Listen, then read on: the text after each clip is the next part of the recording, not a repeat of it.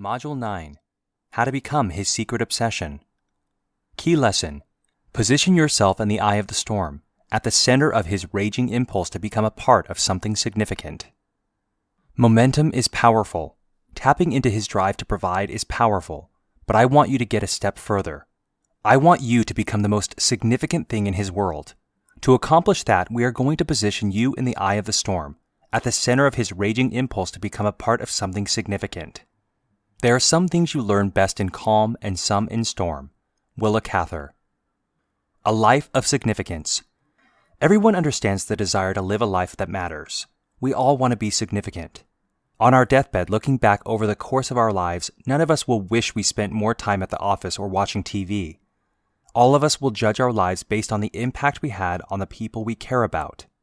In the end, it's people that matter most. The legacy we leave derives its meaning from the impact it has on the people we care about.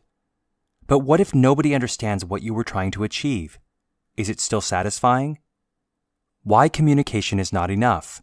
The divorce rate would not be so high if good communication skills were sufficient to build a lasting romance. After all these years of researching and discussing communication, shouldn't we be making more progress? The fact is, communication is not enough. It won't repair relationships that have been damaged by gradually drifting apart. Relationships that were once beautiful can lose their luster. This happens when partners no longer see each other as the most significant thing in their world. Eventually, the small problems that come up aren't even worth working through because the relationship is no longer significant and meaningful enough to be worth fighting for. So if communication skills are not enough to maintain a strong bond with your partner, what can you do? How can you become more significant to your partner? Feeling understood is what matters. Yes, communication can help with this, but it's not the real goal. I can memorize Italian phrases, but if I don't know what they mean, I'm not really speaking Italian. In the same way, communication is only valuable to the extent that it actually allows you to understand your partner. Feeling understood is profoundly intimate. When you and your partner both feel you understand each other's needs, understand each other's secret desires, and understand what matters to each of you in this life, it builds a lasting connection, meaning, and purpose for being together as a unit. How to make him feel understood. If it's being understood that builds feelings of significance, how do you ensure he feels understood? If good communication skills aren't enough, what is enough? As Alison Armstrong likes to point out, men are not just hairy women with bad manners. They are entirely different creatures. Recognizing that fact allows you to connect with the person he really is instead of taking offense at the ways he is different from you. It allows you to discover and cherish the masculine traits that are such a big part of who he is and how he experiences the world. Between you and your female friends, good communication skills are at the core of the bond that allows you to feel mutually understood. Isn't that true? I realize you probably have a few female friends who are not very understanding, not very good listeners, or just so interested in their own drama that they fail to give you any real emotional support. Because of such experiences, it's natural you would assume good listening and communication skills are what make all the difference. But for men, it doesn't work that way. Yes, good listening skills still matter, but there's something that matters even more. Show him you understand the things that make him feel alive. In other words, show him you get it. You understand him. I'm talking about discussions that reveal you understand the hidden secrets of his masculine instincts. I'm talking about your power to become the one person in his world who truly has his back. Let's pause to discuss what that phrase means. Men often say, "I want someone who will have my back," but women are often confused by this phrase. When I tell women how much men want someone who will have their back, they often ask, "What exactly does that mean? Why would a man care so much about someone having his back?" The answer to that question is at the root of what I'm trying to share with you right now. When he says, "I want her to have my back," he is communicating the following messages. I want a partner I can rely on and trust no matter what the world throws at us. I want someone who will support me as I pursue my mission in life. I want someone who will defend me even if she secretly questions my judgment on a given issue. It's this last bullet point that is most crucial and easiest to misunderstand. So let me explain what it means from a man's perspective. When two guys bond as true friends, an unspoken alliance forms between the two of them. The alliance means both men will defend each other as a matter of honor and allegiance to the relationship. And here's the amazing part that many women find surprising. They will defend each other even if they believe their friend is in the wrong. That's what it means when a guy says, "I've got your back."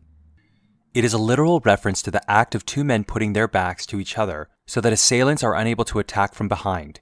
It's a masculine instinct to place the defense of one's comrades at a higher priority than being right. Let me illustrate with a short example. Tom and Bill enter a bar where they have a good time for around 90 minutes before deciding it's time to leave. Tom is surprised to see Bill staggering a bit on the way out the door. Apparently, Bill drank a little too much and too fast on an empty stomach. As they exit, Tom holds the door open for a woman who is just entering. Bill is a step or two behind Tom, and instead of continuing out the door, he stops the woman and tries to strike up a conversation with her.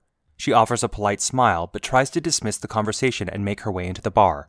But Tom, judgment and inhibition lowered by his inebriated state, puts his hand on the woman's shoulder, trying to stop her from walking away so he can say one more thing. Suddenly, a large man 10 years younger than Bill, with a muscular frame, practically flies across the room. He gets in Bill's face and tells him to keep his grubby hands off his girl. Meanwhile, Tom had turned and watched this scene unfold with his own measure of disapproval the instant he saw Bill's inappropriate and unwelcome gesture toward the woman. In fact, he was just stepping back inside to intervene by putting his arm around his buddy's shoulder to guide him out the door when the woman's boyfriend suddenly flashed across the room. Tom's primary objective suddenly changes. He puffs up his chest, deepens his vocal tone, and adopts a wider stance as he puts his palms upward, approaching the boyfriend, saying, "Whoa, buddy, hang on there. He didn't do anything wrong, just back off." Why would Tom say he didn't do anything wrong when he was just about to intervene because of the opposite opinion? The answer is that he has his buddy's back. Who's wrong and who's right no longer matters when your buddy is under attack. You have his back no matter what. That's what the concept means to a man. He believes that if you want to become the most significant person in his life, then you'll show it. How? By having his back. In fact, I don't think it's stretching things to say you cannot become the most significant person in his life unless you do have his back. Women are wired differently when it comes to taking sides. In fact, a woman is naturally tuned into whether or not her man seems to be going in the right direction. That's because her own survival and the survival of her offspring have historically been dependent on being hitched to a man who knows what he's doing. If he's leading the family down the path to starvation, her loyalty needs to shift. She may actually have to leave him if he consistently makes bad choices or makes enemies with the majority of the tribe. Because of this, women don't automatically and unquestioningly support a man when the going gets tough. She may question his judgment, and maybe she should, but if you do need to question his judgment, it's best to do so in a way that first shows you've got his back. Allow me to illustrate the difference. Scenario number 1. Matt decides to buy a used car. He occasionally reads articles about hot rod vehicles and he knows quite a bit about vehicle repair. Matt and Janice are engaged, so Janice has an interest in the vehicle Matt ultimately chooses. Matt's first inclination is to think practically about what he will need the vehicle for in the future. But when he shows up on the car lot, his fascination with less practical, sporty-looking vehicles causes Janice some concern. She wonders if he has even considered the possibility that they might have children within a year or two, and that he should therefore be more concerned about safety features than horsepower. Janice is wise in the ways of men. She knows better than to bring up her concern right in front of the car salesman Matt is excitedly talking to. She knows it would feel like a public demonstration of disrespect and lack of appreciation for his knowledge about cars if she told him he was being impulsive and immature to even consider these sporty little cars. Instead, Janice asks the car salesman if there is a way she could have a cup of water. The salesman offers coffee and heads inside at a brisk pace when she accepts. Janice then asks Matt if it's okay with him if she voices some of her own thoughts about the vehicle choice, given that they will soon be sharing most of their resources. Matt feels encouraged by her interest and glad to hear her talking about some of the cool features of the cars he is currently standing in front of. She then says, "That car salesman is a fast talker. We should probably decide on a strategy before he comes back. Actually, is it okay with you if we agree right now that we won't make a purchase today? That way, no matter how much he pressures us, we'll have time to sleep on it and the opportunity to look through consumer reports and consider some of the safety features and other things that will probably be important to us in years to come, especially if we have kids soon." Scenario number 2. Jack and Liz are at a friend's backyard barbecue with about 14 other adults gathered for a birthday party. It's a warm summer day and Jack is visibly sweating. This wouldn't be such a big deal except that the party was for one of Liz's friends, and it was her first opportunity to show off her new boyfriend to some of her friends who have not yet met Jack. Before leaving his apartment, Liz had asked Jack to put on a nicer shirt, instead grabbing a long-sleeve flannel shirt to wear over top the t-shirt. When she said he would get too hot, he blew her off. Liz felt a mix of anger and satisfaction when Jack finally pulled off the flannel shirt and tied it around his waist. About that same time, one of her friends approached along with a boyfriend who was someone Jack knew from another social circle. The boyfriend made a lighthearted jab at Jack, saying it looked like he was wearing a skirt with his shirt tied around his waist like that. It seemed like the kind of harmless banter guys engage in all the time, but Liz could tell Jack was feeling a bit self-conscious about being underdressed with dampness showing in the armpits of his t-shirt, so she took the opportunity to prove her point. "I know, isn't he gross? He's sweating like a pig." Jack seemed more than a little distant on the way home. Liz felt irritated at him and felt her comment was justified, but apparently, that interaction flipped some kind of switch for Jack. He seemed less enthusiastic about the relationship in the days that followed, and a few weeks later, he said he just wasn't feeling it anymore and they broke up. Now that you've heard both scenarios, I'm sure it's obvious to you which approach I'm advocating, but I'll just point out a few things to ensure you didn't miss any of the subtle differences. Brilliant choices and deadly mistakes. In scenario number 1, Janice wanted Matt to slow down and think before making an irrational car purchase, but she didn't want him to feel like she didn't have his back in the stressful negotiation with a car salesman. So she first framed the car salesman as an outsider, someone they had to work against together in order to achieve their common goal. Only then did she remind him of their common goal and suggest a way they could work together, looking at Consumer Reports later that day. She was able to influence him because she did so from within the sacred interpersonal space accessible only to a person who has his back. When Janice operates this way, she becomes more significant to Jack. She becomes the insider, his teammate, the person he can rely on as the two of them pit themselves against the world. Imagine what happens to her significance in his life if she instead becomes an obstacle to his drive for adventure and fun. She could have easily made that mistake by putting herself between him and his desire for a hot sports car. Instead, she reconnected his thoughts to his drive to provide for her and their future together. Brilliant. In the second scenario, Liz wants Jack to take her more seriously in the future when she makes a wardrobe recommendation. That is her goal. But the way she pursues that goal flips a switch in Jack's brain. Buried deep within his masculine instincts is a compulsion to only form deep bonds with those who prove their willingness to have his back. A social encounter at a barbecue may not seem like a big deal. After all, it's not like he's battling a mammoth with a teammate he has to count on if he hopes to come out alive. But that doesn't really matter. At an instinctual level, the only thing that matters is whether or not the people you commit to will close ranks and defend you against harm, humiliation, or just even harsh criticism. If you can't count on someone for the small stuff, you don't know if they will be there for you when it really matters. You may be wondering, what about the guy that commented about his shirt looking like a skirt tied around his waist? He didn't have his back, did he? Here's the distinction. Giving someone a hard time is a way of connecting socially between men. The tone of voice and the context give the all-clear sign so everyone knows there's no real attack going on. It's just playful ribbing. And sometimes, guys do this as a way of supporting each other, since they're not very good at discreetly pointing out ways a person could improve something. On top of that, this guy was not in Jack's inner circle. And if he was, he would never align himself with an outsider and make a comment designed to humiliate. That's the mistake Liz made when she said, "I know. Isn't he gross? He's sweating like a pig." Those words, "I know," aligned her with someone other than Jack. She psychologically left his side. Instead of standing shoulder to shoulder with him, she essentially joined the two acquaintances shoulder to shoulder, turning to look at Jack and mock him. Further, she chose words that increased Jack's emotional pain by leveraging her inside knowledge of the fact that he felt embarrassed. The X-ray question. We've established that feeling understood is actually more important than good communication, but we've only barely touched the surface of what it means to feel understood. Let's get back to that important topic now. The deepest levels of understanding come from knowledge of a person's needs and desires. He's getting his primary needs met somehow.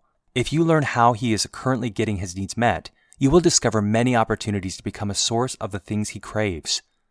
Needs and desires. These are the two things I want you to train your mind to observe. Knowing someone's needs and desires will allow you to give them the feeling of being understood.